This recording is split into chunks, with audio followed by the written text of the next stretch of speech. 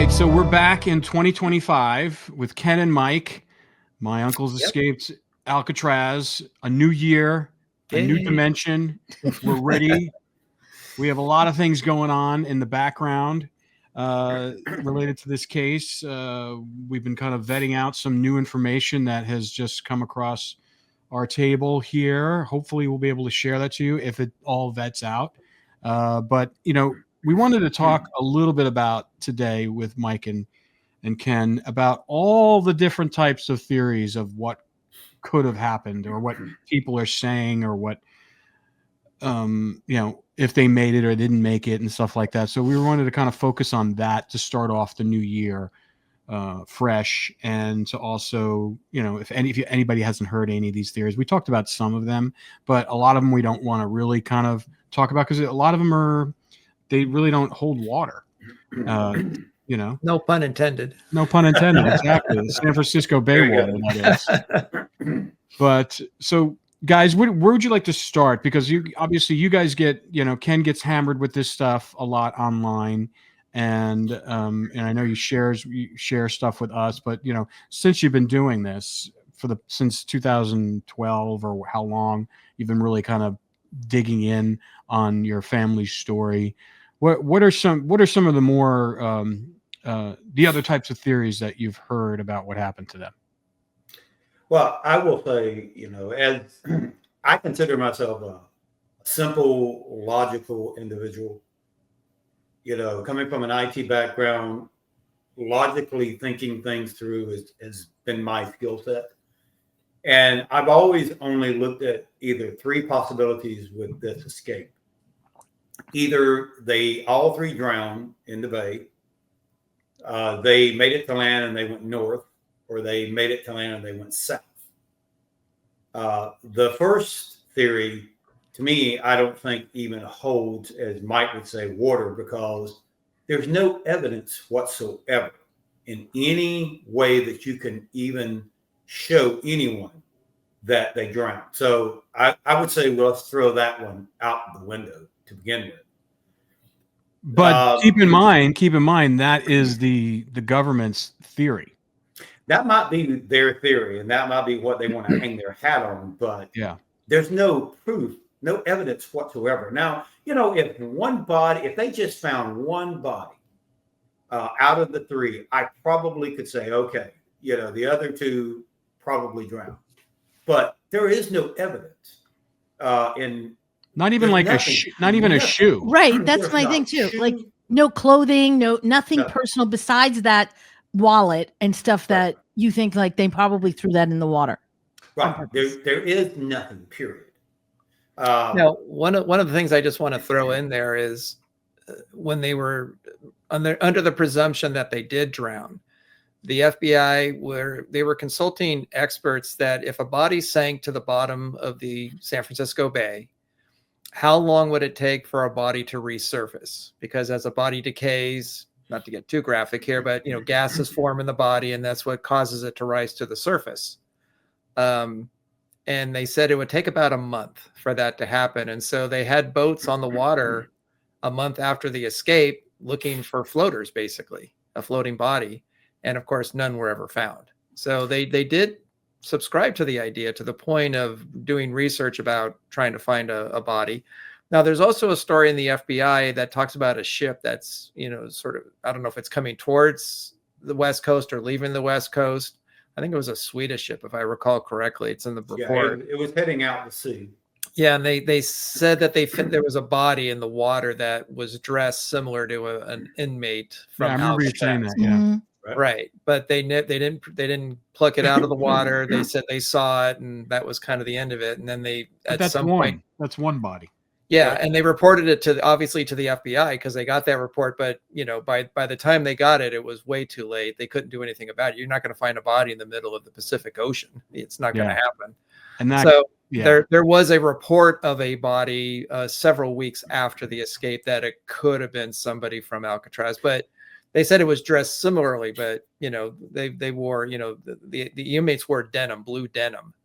which is not an unusual thing for people to wear at the time, or even today. We wear denim now. Exactly. So, and how could they tell from the from a ship? ship? I mean, I've been on big tanker ships. It's hard to see, like, what's. Well, and two, you go back to the logical thinking here again. If all three men are wearing life preservers that they created, and we've proven, or the FBI proved, that those life preservers could hold air for several hours. So if they had those on them, how did they sink to the bottom of the ocean? Exactly. Or the bay? And we also know that, because if they were struggling, they would have deployed those right away. I mean, why would you take them off if you're about to drown? I mean, that makes no sense.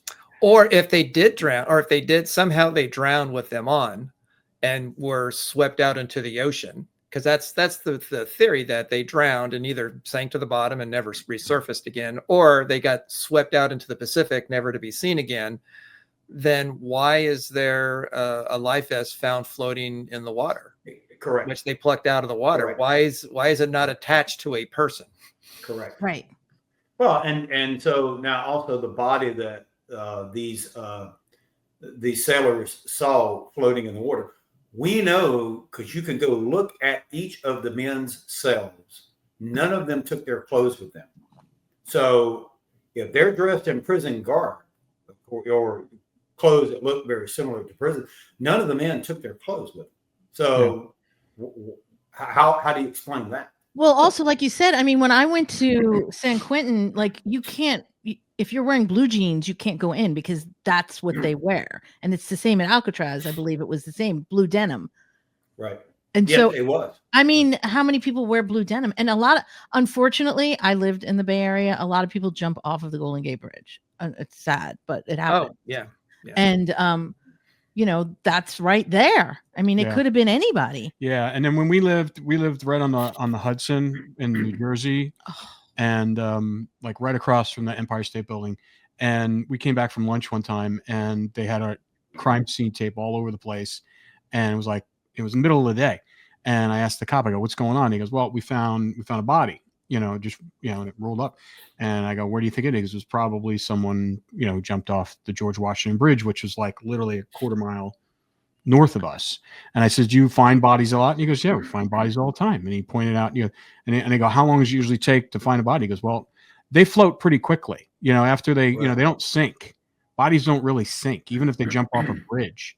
I mean, they don't really, they kind of, all the chemicals in the body, they get bloated up, and they're almost like flotation devices at that point. They don't sink. Right.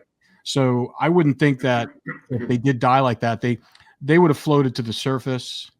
Also with the marine life there, there's bodies floating around in the bay. I mean, there's sharks in there. There's tons of sea life in there that, and I also don't think, I don't know what the currents are like there and how they flow. I know they're very strong currents, but right. I think majority of the currents, and I don't know. I mean, would the currents seem like they would be coming more from the ocean into the bay as opposed to from the bay to the ocean? Or well, maybe they go both ways. The current, one of the reasons why the currents are so strong in the bay is because the opening where the Golden Gate Bridge is relatively narrow. It's not that wide. I mean, it's the width of the Golden Gate Bridge, which is, I think it's about 1.25 miles or something like that, where you have this very, very large bay with a lot of water.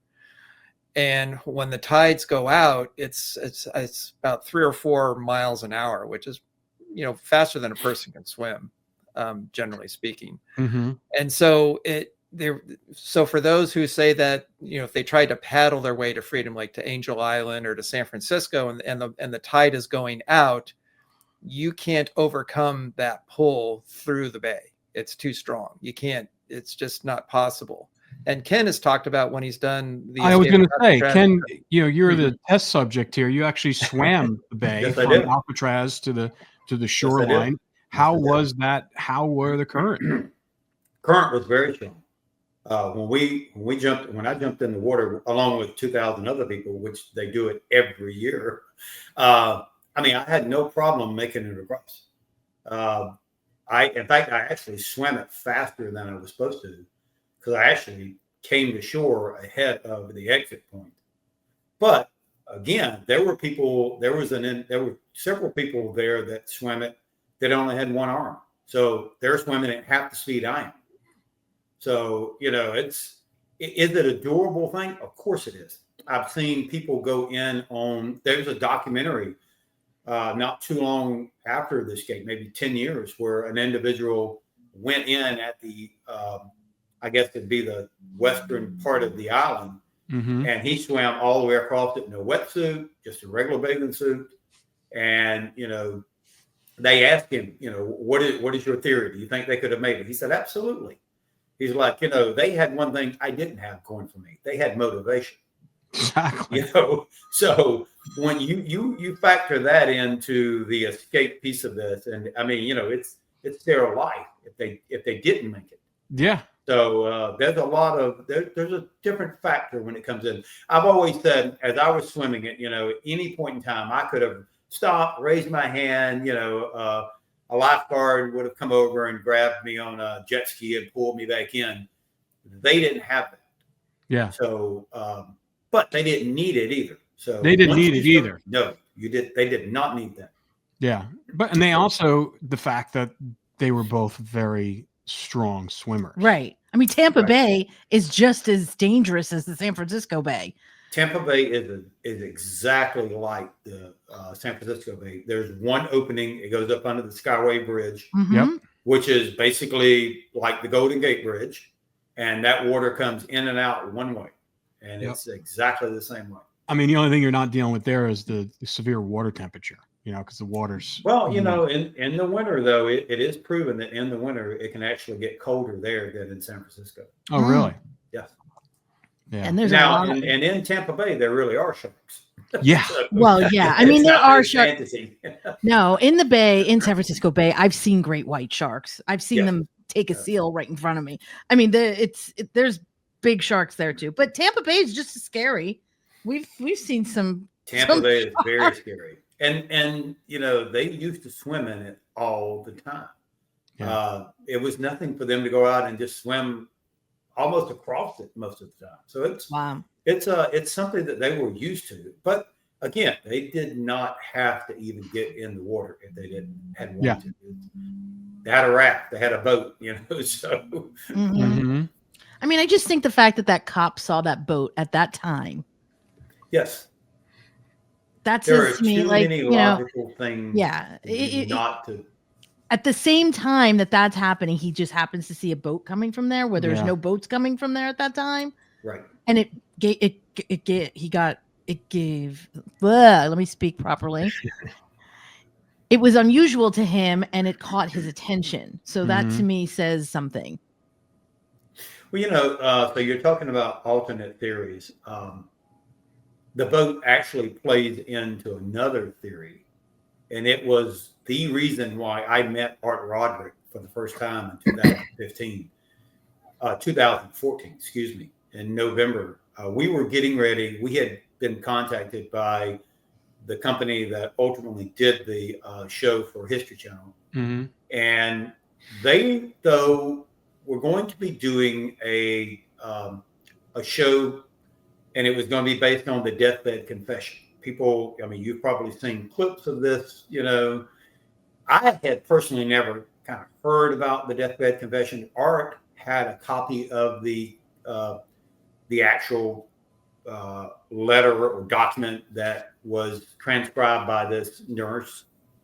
And this would have been John. No, this was an African-American man. Oh, so okay. If you don't know the story, I can give it to you kind of in a nutshell. Yeah, give it. Yeah, because I don't know. I remember pieces of this, but I don't remember all of it. Yeah, I mean, of all the alternate theories, I just want to jump in here. Of all the alternate theories, I'd say this one is probably the strongest as far as plausibility. Yes. Now, there's a lot of holes in the story. There are a lot of issues with it, but of all of them, this one has the most detail and a firsthand account of what supposedly happened the night of the escape. So supposedly that, and I learned about it through Art as we're shooting this clip. We were doing a pilot for what the show was supposed to be about. But supposedly this African-American man, and this is taking place in Seattle, he has cancer. He's dying. He's in like an assisted living nursing type home. And as he's about to die, he tells the nurse he's got a story he wants to tell. And so he tells this story about how he was part of the group that picked the 3 men up in the water from Alcatraz when the escape occurred. And this is where some of it starts overlapping into our story. They used a fishing boat, a pristine white fishing boat that they had that was owned by his family. I believe that his family lived somewhere just over the line into Canada. And they took the boat. It was set up by this, the actual person who financed it was another African-American man who used to drive for Bumpy Johnson? For Frank Morris. He was the driver that worked with Frank Morris when they robbed a bunch of banks. So it was an African-American older gentleman that lived in Seattle, kind of out in the country, and he was financing this escape piece of it, the boat piece of it. So anyway, as this individual is telling the story to this nurse and her son was there. The story was they picked up the 3 men, and he talked about when John lost the pouch. Something hit him. He thought it was a shark, and he scared him, and he dropped the pouch. One of the things that was very compelling in the story was when they got to the boat, he said, "Where are the other 2 guys?" Because I thought there were supposed to be 4 of y'all. And so he knew then about this other person that was supposed to be coming that didn't come. And so because the plan had been set into motion, months before they actually picked them up in the water.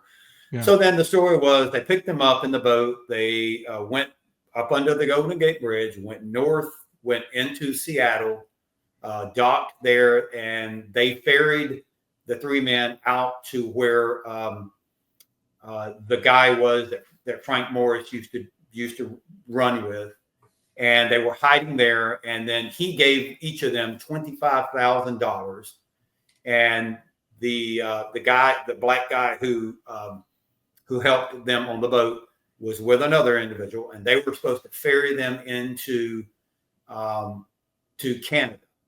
And so they came to pick them up in a truck. The 3 men got in the back of the truck, covered them up with a tarp. They're heading down, on the road that's supposed to be heading to Canada. And this was out there was a mountain range outside of Seattle. I don't remember the mountain range, but he's telling this, and he's talking about you got the volcano where they were at. Cascade Mountains. I think it's Cascade. Yes. Cascade Mountains. And so he said that as they looked at each other, the 2 men, and one of them had a gun up under the seat, and they said, there's $75,000 sitting in the back of the truck, and these men are supposedly supposed to be dead anyway.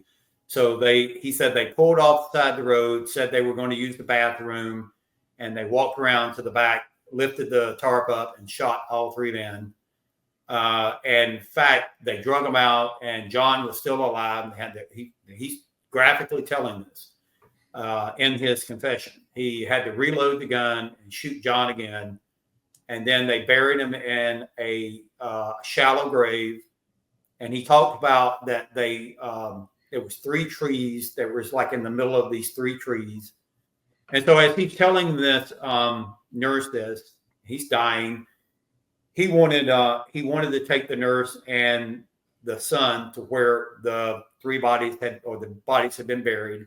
They went out to this location and they hung horseshoes. They nailed some horseshoes on all 3 trees so they would know where the center was. And then he died. And then he was supposed to have been buried in the local cemetery. Well, this document, this letter, confession, I guess floated around for several years until a friend of Art's got a hold of it and then gave it to Art. And he showed it to the production company, and they were going to make a show out of it. Mm-hmm. And so as we're filming this pilot piece of it, I'm sitting down talking to Art, and I'm going, okay, he's sharing this document with us. They're trying to get our reaction, me and my brother's reaction to it. And I really kind of felt like, okay, this could be like Mike said, this could be a solution. But it didn't make sense. I told them in the clip, we had always heard they went south, not north. So I started asking Art, okay, I was like, well, so in this confession, we know where he's buried at, right? Well, yeah, but we haven't been able to find the grave. Okay. Well, what about the nurse?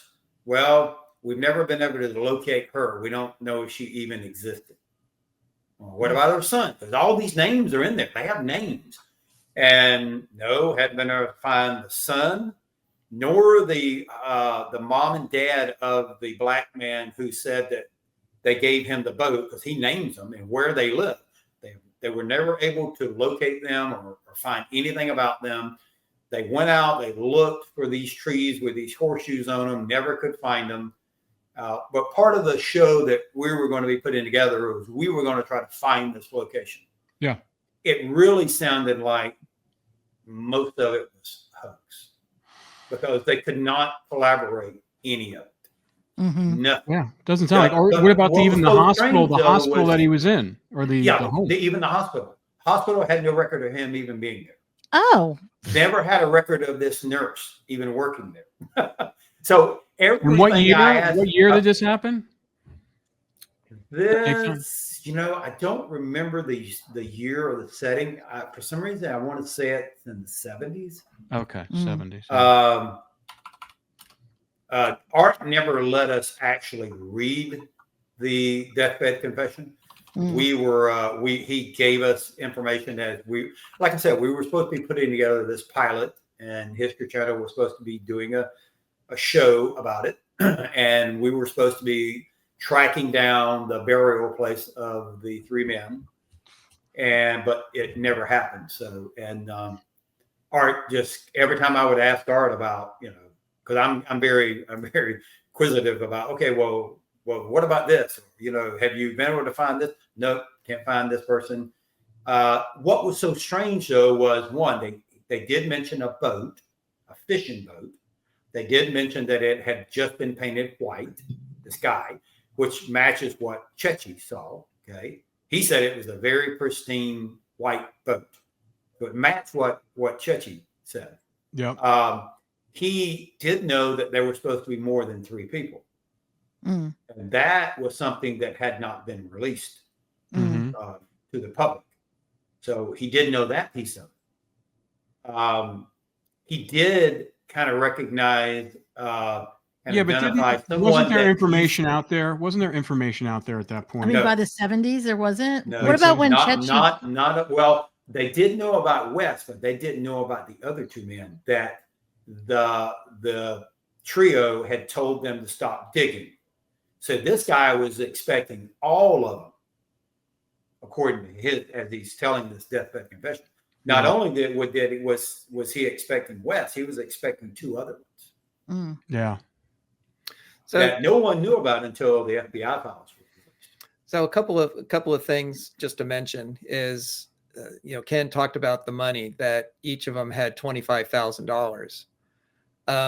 They got the money was so that they would use that to start new lives in Canada. That was sort of seed money for them.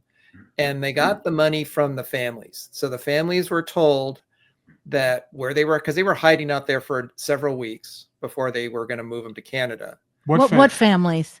The Anglin and the Morris families. Yeah, that would have happened because my family didn't have any money. Well, and that's what I was going to bring up. Yeah, that the families were notified, hey, the 3 are here, and we want to move them to Canada, and we need money to do that. And so, I looked it up. $75,000 from 1962 today would be worth $783,000. So basically 10 times what it was then.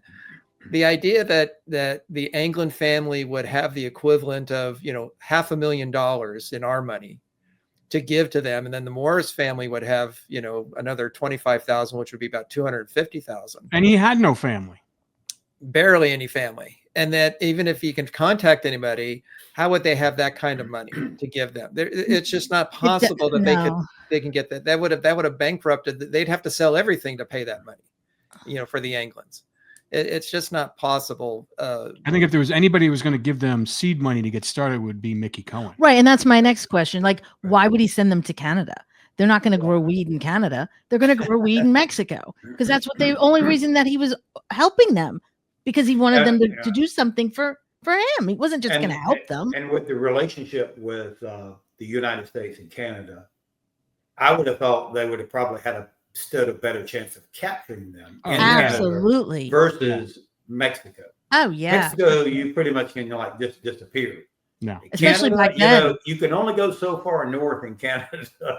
Well, I mean, people went to Canada. So. I mean, conscientious objectors went to Canada to avoid the Vietnam War, but Canada's not going to throw back conscientious objectors, but they're going to throw back and extradite prison escapees easily. Yes. Most definitely. Plus, they're from Florida. Why would they go north? I mean, seriously, they don't know how to farm in the snow. How are they going to? Talking about that's the reason I'm saying you some of these theories you just have to logically kind of look at it, and it really just doesn't make any sense. Exactly. Put it all together. Well, and I also will say this: I did see a documentary a couple years ago that was doing exactly that. They were looking at this deathbed confession. They were looking at all the facts and the little clues that they give about where they were possibly buried, and they go to the spot where they think it happened, and they're in the middle of the woods. There's woods for miles and miles and miles and miles and miles. This is outside Seattle. Yeah. Even if they were buried there, you're never going to find them. Probably. No, trust me. We've been up in there. We did a whole show on a serial killer, the Green River Killer, in that area. We were up there for months, and he gave us locations, and we had cadaver dogs. It's so dense. Ugh. We're talking and they went up there and they went to the spot that they seemed to think was the spot, because there were several clues, and one of them, they talked about was the horseshoes, and I think they had a tree that had a horseshoe kind of sort of grown into it, and some other markers, and they didn't find anything. And they have since gone back there, and other people are still trying to find them. That they're still, it's sort of like there's a lot of interest in finding the escapees outside of Seattle, and to date they've not found anything. Now, if you're able to talk Art into coming on, and he has the complete letter that was written. So I mean, he read it to us. He might read it for you. We'll see as we get closer. I mean, to me, I agree with you, Ken. I mean, it doesn't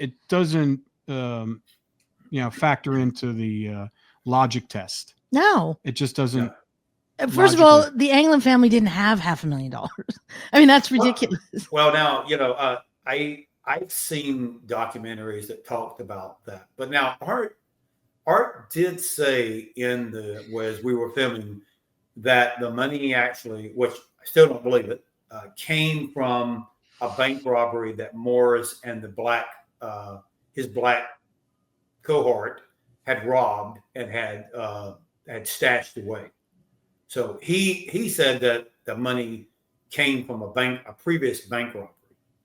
Now, I don't know how he knew this, and I don't remember him reading that in the actual document that he had. Well, he may have been connecting the dots, saying that, when Morris was captured, he may have socked away money somewhere. Right. And that was the reason why Morris went to one of his, according to Art, this black individual used to drive the getaway car for Morris. Mm-hmm. So Morris would go in and rob the bank. I'm assuming that's how it happened. And then they jump in the car, and this guy was the driver. And so somehow he never got caught. And they still had all this money from a previous bank robbery. And that's where they went and met with him, got the money, and then were supposedly on their way, to get dropped off. But here's something that would have been kind of interesting too. If that true, and I asked Art this. So if this was a good friend of Frank Morris's, who gave them the money and who set them up to go into Canada.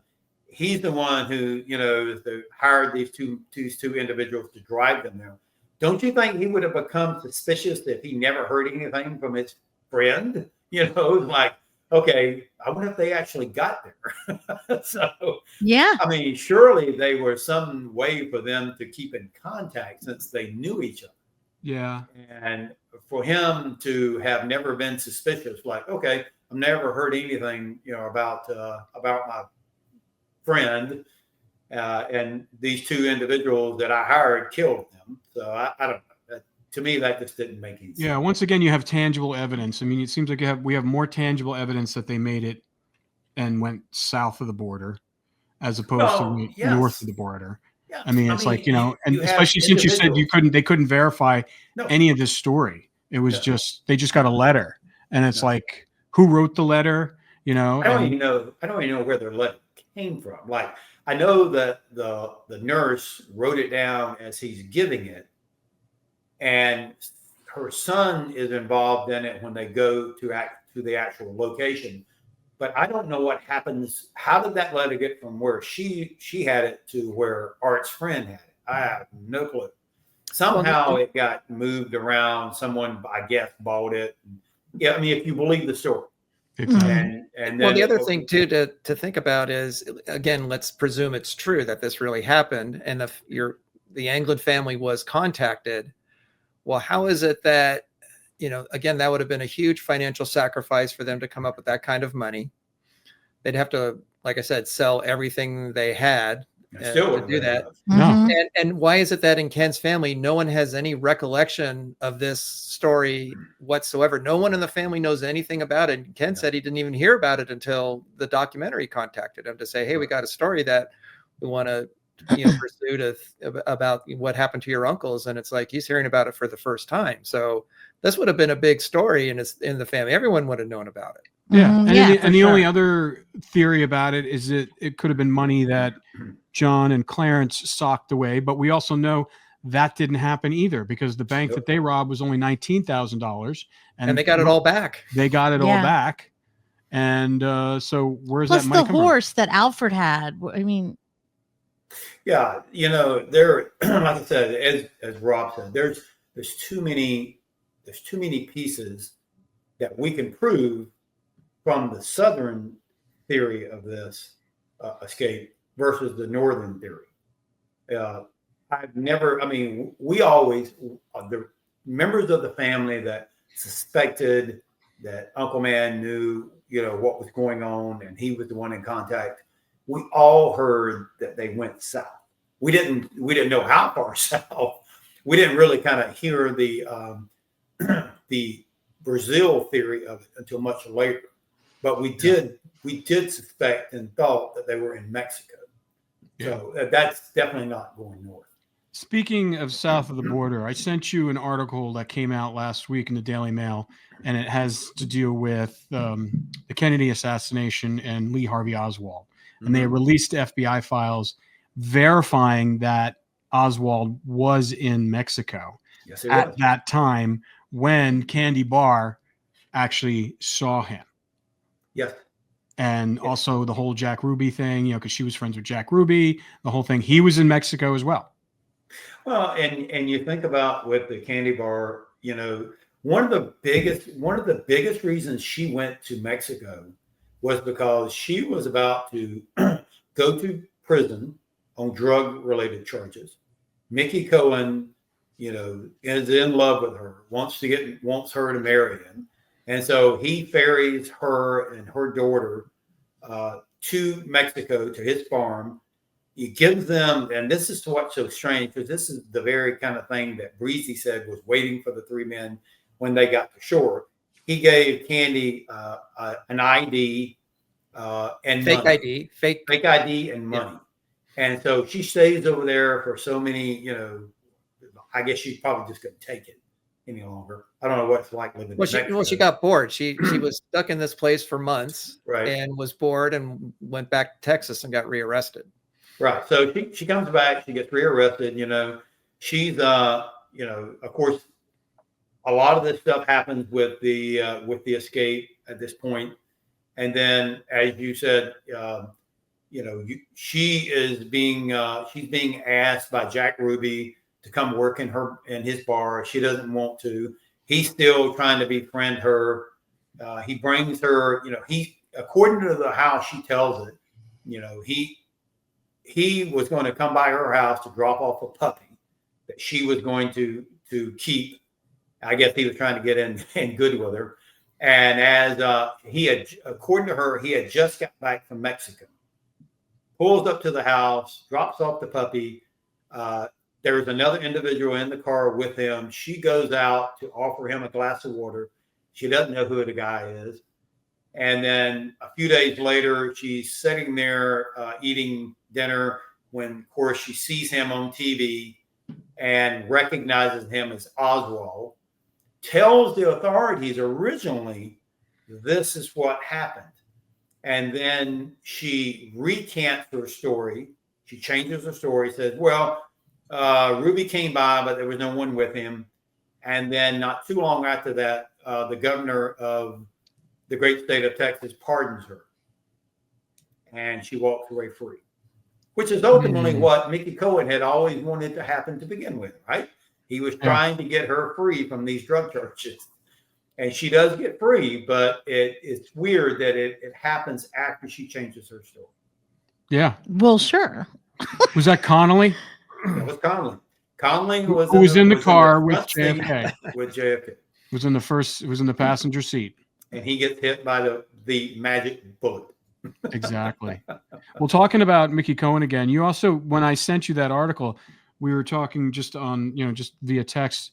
And did you say, and correct me if I'm wrong, but did you indicate to me that in the FBI, in some of the FBI files, that there was that Mickey Cohen left that island more than once? Well, okay, so yeah, I found this and this is kind of interesting. I went out, I didn't realize the FBI had a vault that you can go out and look at FBI files that have been done off of thousands of people. I mean, some famous people.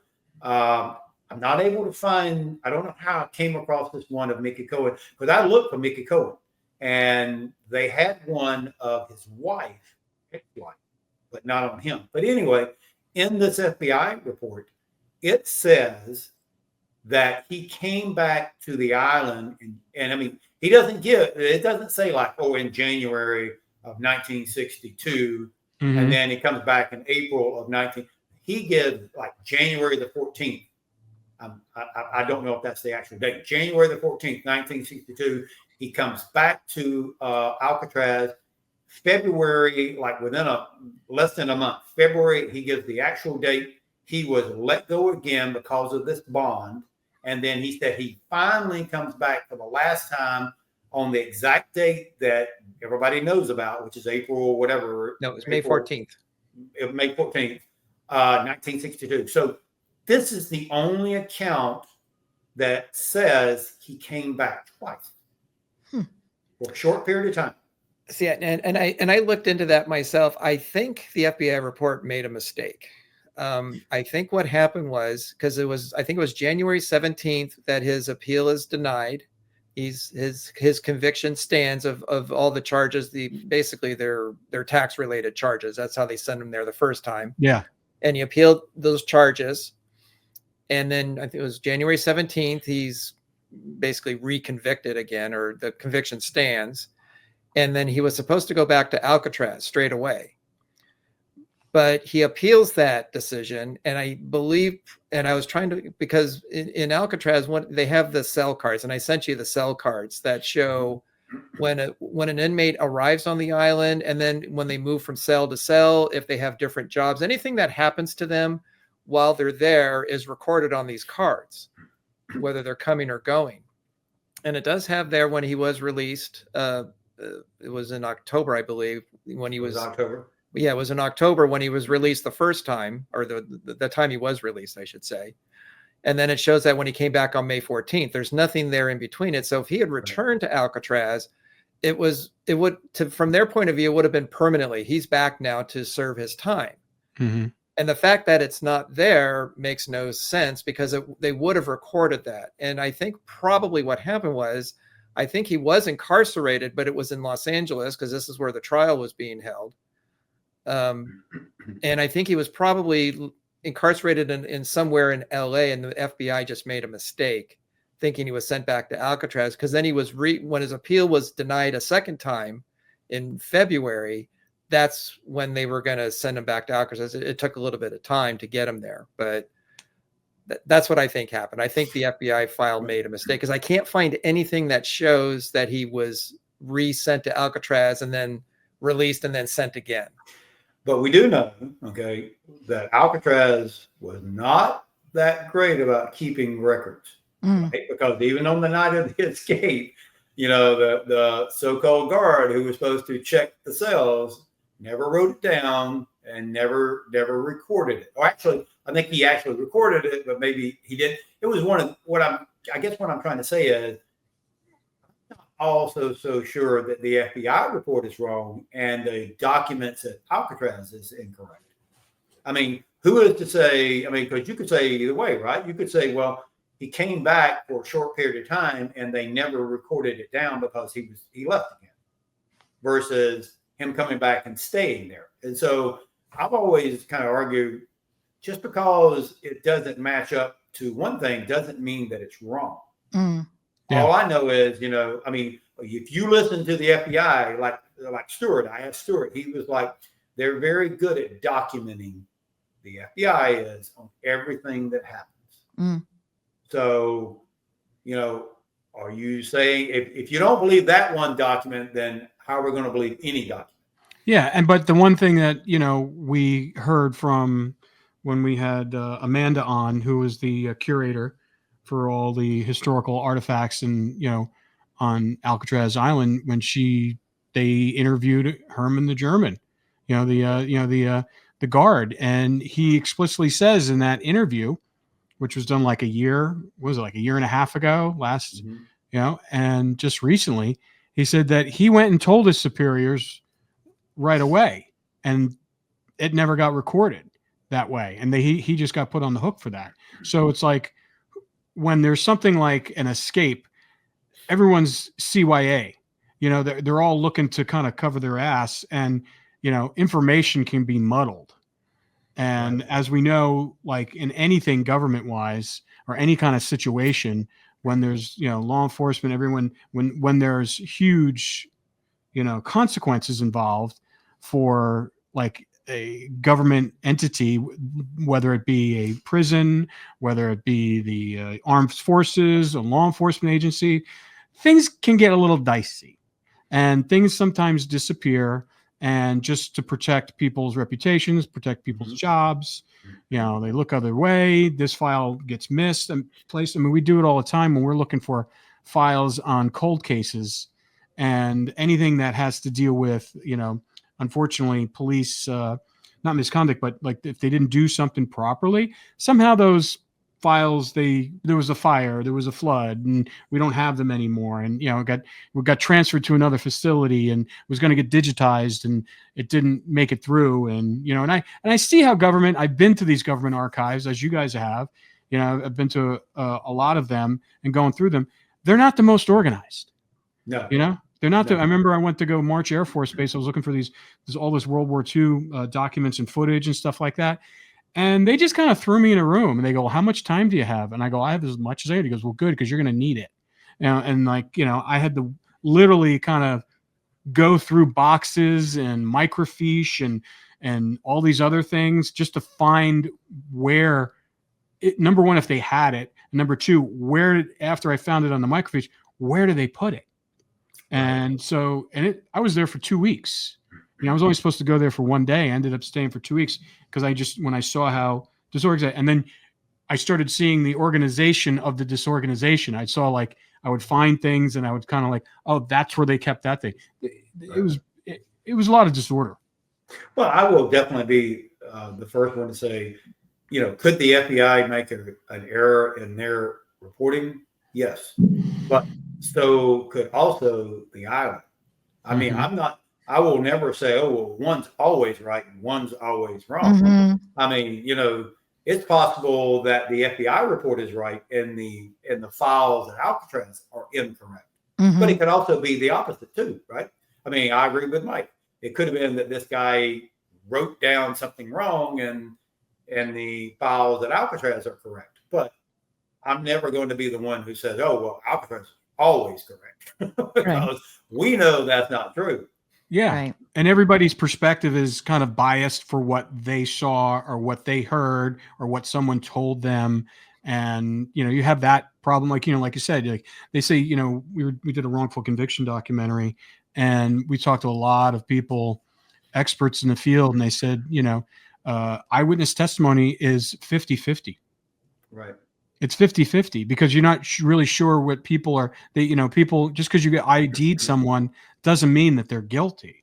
There's a lot of factors that come in there. And because people's perceptions are altered during these events, they don't remember the recall. They, I mean, just think of people in general, like yourself. I mean, we're all fallible. I mean, you know, we can't, if you get this different responses from 10 different people of the same event who are at the same time, who all say the same thing. Right. You know, so you know, there's that factoring in too. You know, just we're flawed. We're humans. Are, you know, the way we look at things. So you have that, thrown that into the combo of someone writing something down wrong, someone not writing it down properly, to being stored somewhere and, you know, improperly, so where someone couldn't find it, and then you have that whole, you know, it's the telephone game. Yeah, I mean. It's kind of shocking, but just about in this story, in this case, just about anything will shock me now. I mean, anything's possible with this story. Right. Absolutely. Well, and sort of following those lines of, you know, the alternative theories kind of aspect, one of the things that I was looking at before we did the show was in the FBI report, there are a number of sightings, or alleged sightings, I'll say, of John and Clarence by people who claim to know them. That it wasn't like, oh, I saw their picture on the TV and then there he was. It was, there was somebody it was in October of '63, and this is near Richmond, Virginia. And there was a guy who claimed that he knew John from Lewisburg prison. They were former inmates together in the late 50s. And he knew John, and that he saw John in a tavern in Virginia in October of '63, and he talked to him, and he says, you know, I'll get back to you later, because it's like, hey, John, is that you? Kind of, you know, they had this conversation, and then later he reported it to the FBI, and there's, unfortunately, in the report, there's no follow-up with this person, that he saw him and then he never heard from John again. Or there was another person. And then where was that published? How did you find that out about? It's in the FBI report. Oh, FBI. And then also in the FBI report that in July of '66, somebody who was friends with Frank Morris, they were together in Atlanta Penitentiary. So again, they spent time together. They knew each other, and that he met him in New Orleans, where Morris was that was sort of one of the areas that he sort of lived, hung out, and that he was talking about the escape with him, and he claimed, according to this person's testimony or account to the FBI, that the brothers had drowned during the escape. Morris somehow survived, and then, you know, 4 years later is in New Orleans and meets up with this guy, and they talk and meet, and again, but there's no follow-up. And in every case, Did they drown in the bay? Yeah, they drowned, and that Morris survived the escape and then made his way to New Orleans over several years. And there's multiple accounts of people seeing John and Clarence and Morris in different places. And in every situation, which is really odd, they bring this information to the FBI, and then they take their information, and then there's no follow-up. There's no, you know, further interviews, get more information. There's no record of them, you know, talking to other people in the area. It's interesting that they're bringing actionable, you know, information to the authorities, and there's not a lot afterwards other than taking their account and then putting it in the report. Well, you have to look at you got to consider the source. Two of these people were felons, right, who spent time with them, so they could have a motivation if they had something that they wanted to get either the record expunged, or maybe they were up on another charge or something like that, and they wanted to give information to reduce, you know, their sentence or something like that. You got two convicted felons, right? So giving that information, it's a little sketchy. Why would they, you know? And they go directly to the FBI. I mean, convicted felons don't normally go directly to the FBI No. offering information on other felons. I mean, that's, unless there's something to be gotten from that. Right. Yeah. I mean, But there are multiple accounts of people. I think Ken, you mentioned this one woman who said that John stole her pie. I think something like that. That was what was so strange when I first read the report, the volume 7. John stole my pie. It was just so amazing how much stuff they recorded down when it came to the public. Anybody who said they saw them, there was a man and his son at a gas station in Oregon that said that this car pulled up, two individuals in it. Maybe it might have been 2 or 3. They thought it was them, and the FBI, of course, interviews them. It was almost kind of like no one could come up with anything that was dumb that the FBI would not interview and test out. Except when it came to someone like Officer Chechi, who was supposed to be a San Francisco police officer, right? He's got one of the best leads and stories, and you won't find it in the FBI report. Wow. They either removed it or they didn't interview him at all. And then again, you go back to, they interviewed every single prisoner at Alcatraz. I don't know how many times, maybe once. They went and interviewed prisoners at Lewisburg, at Leavenworth, at Atlanta, and some of the Florida state prisons and the prison in Louisiana. So they interviewed anybody that might have had contact with these men, including Alfred. And even though they never interviewed Alfred. No, didn't Art say he was interviewed? Well, I asked him to show it to me because it's not in the files anymore. But he did say that he was interviewed.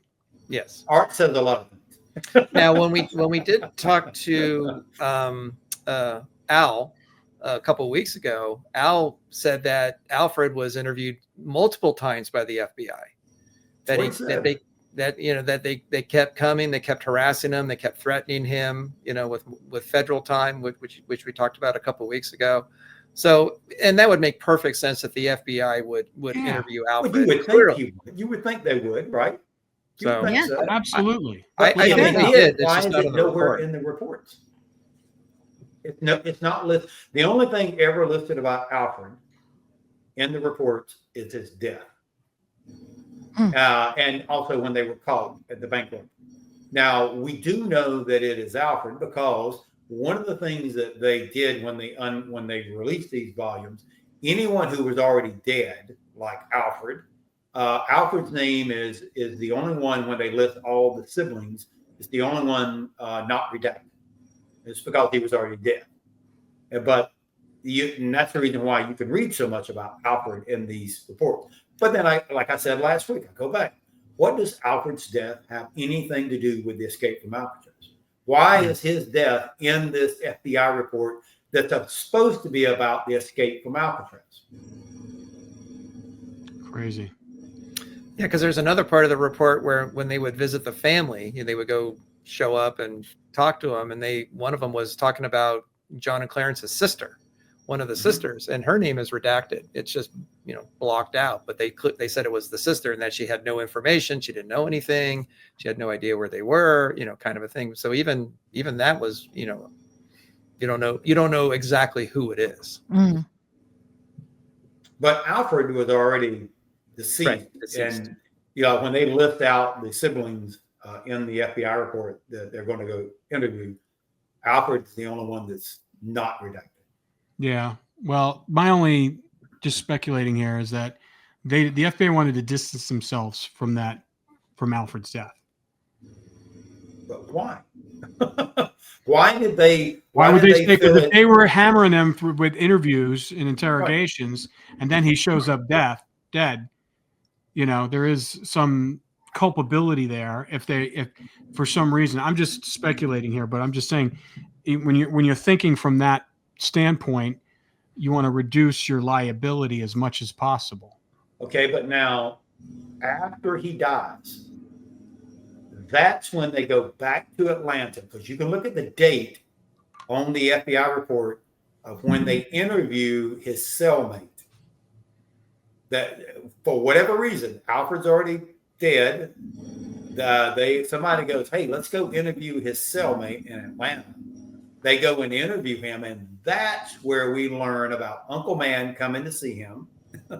And that's where we learn about Mickey Cody. Mm-hmm. But my whole question is, and I used to always say, well, why didn't they interview Alfred? Why did they wait for Alfred to die? And then for some reason it went, oh, we need to go interview his cellmate. And it's because Alfred knew something that they wanted to know. And I guess they probably figured, well, maybe he said something to his cellmate in Atlanta. And so that's when they went back and interviewed. Whereas in Al's case, it was just the opposite. You know, right after Alfred, he was an eyewitness to his death. So at least that's what he's claimed. And there was somebody with him when he died. So presumably it's the same person, although the name's redacted, of course. So we don't know who it is. And then as soon as the death happens, he's shipped off to another prison right away. And even Al said, because they just wanted to make this go away and keep him quiet. So they just got rid of him even before the FBI could interview him. And the file with the interview with his cellmate, it starts off very strange. I've tried to through FOIA get these documents released unredacted. So I wanted to see who it was, you know, but they came back and said nope, because of methods that they used in order to get information would be jeopardized. I mean, surely the guy's dead. But anyway, whoever it is starts off the interview with, I want to make sure that no one knows who I am, because, and this is his word in there, he feared he would be killed if anyone found out what he was about to say. There you go. Why? I mean, what was so important about what he was fixing to tell? Right? That he feared his own life. I mean, surely he knew, he put two and two together with Alfred and the death and killed him. He knew something was up. So, I don't know. It's such a web. It really is. It's such a web. Well, very interesting to talk about the other theories, because we always say there's so many theories out there that we know are not true, and it all leads back to the evidence that we have that you guys found. Yeah. You know, and it's logical. Your guys' evidence is logical. It makes sense. When we went over it with that other retired U.S. Marshal, I mean, you were on the phone with him, Ked. You could, I mean, if you could have seen his face, his jaw was just on the floor most of the time, you know, of all the stuff. And, you know, and he knows a lot about the case, but there was so much that you filled in the gaps for him. And he's like, wow. And so we're still trying to get him to come down to see you and go over all the information. Got to follow up with him next week after the holidays. But yeah, it's deep. It's so deep, and we're continuing to dig even deeper. And like I said, we're vetting out some new information, hopefully that we'll be able to share with you soon, that just came across our desk, and other things going, and also down in South America as well. All right, gentlemen. Well, it's a good way to kick off the new year, 2025. Yep. We're going to find out what really happened. That's right. Happy New Year. Happy New Year. All right. All right, guys. Bye-bye. Bye.